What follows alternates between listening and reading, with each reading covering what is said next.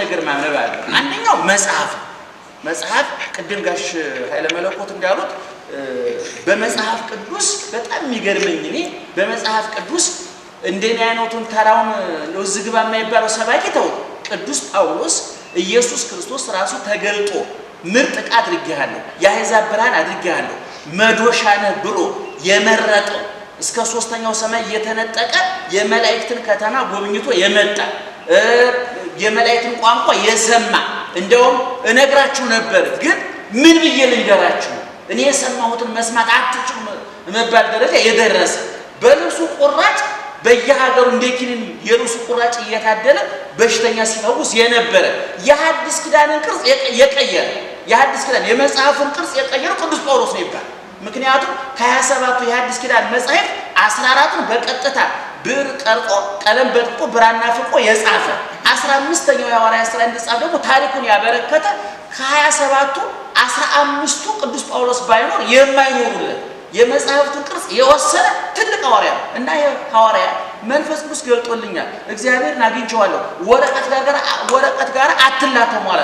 ልጁን ሲመክረው ጢሞቴዎስን ሲመክረው ምናል ኡቅ በእንተ አንብቦ ወዘልፈ ሀሉ ባክ የንባብን ነገር ተጠንቀቀ ብዙወትር በእሷ ኑር ይለዋል። ሰው ማንበብ አለበት። ሳያነብ የሚያወራ ሰባኪ ሳይበላ የሚያገሳ ሰው ማለት ነው። እየሰማችሁ ነው? ሰው በልቶ ማክሳት አለበት። ሰው ማክሳት አለበት የለበትም? አለበት። ግን ለማክሳት ምን መሆን አለበት? መብላት አለ። ሳይበላ ካገሳ ጨጓራው ነው ሞተ። አንድ ሰባኪ ሳያነብ ካወራ አይምሮ ሳይበላ እያገሳ ነው ማለት ነው። ጨጓራው አሲድ እንደሚተፋው ጭንቅላቱ አሲድ ይተፋል። ስለዚህ ያ ንባብ እንመክራለን። ስለዚህ መጽሐፍ መነበብ አለበት። እንደውም አንበበ ማለት ነበበ ተናገረ፣ አንበበ አናገረ ማለት ነው። አነበበ ማለት ወረቀቱን አናገረው ማለት ነው።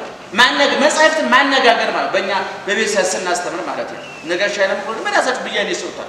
ማነጋገር መጽሐፉ ማነጋገር ለምሳሌ መጽሐፍ እጃችሁ ላይ ካለ እኮ ብቻችሁን አይደላችሁ ማለት እንደውም ምን ያው ፍቅር እስከ መቃብር ወይም የጋሽ ኃይለ መለኮትን ጉንጉኑን ሳነብኔ እነ ቀኛዝማች ማን ናቸው? በላይነህ ያው እነ ይክንዱ ደጅጥሩ እነ ደጅጥሩ እነዛው እነ ልክነሽ እንደው እነዛው ሁሉ እነዛው ገጸ ባህሪያት ጋር እየተጫጨው ነው ጫው ባዶ ቤት ነው ሰው የሚመስለው እነዛው ገጸ ባህሪያት ነው የምናገር። እኔ ፍቅር እስከ መቃብር ጋር ሳነብ እኮ ከበዛ ጋር ሳፈቅር ከፊታው ጋር ስመጻድ ከጋሽ ወማናም ካባ ሞገስ ጋር ስከሰከስ እንዲሁ እንደተነሳ ነው መጽሐፍ እኮ ስለብቻችን አይደለም እያነጋገርን ነው ማለት ነው።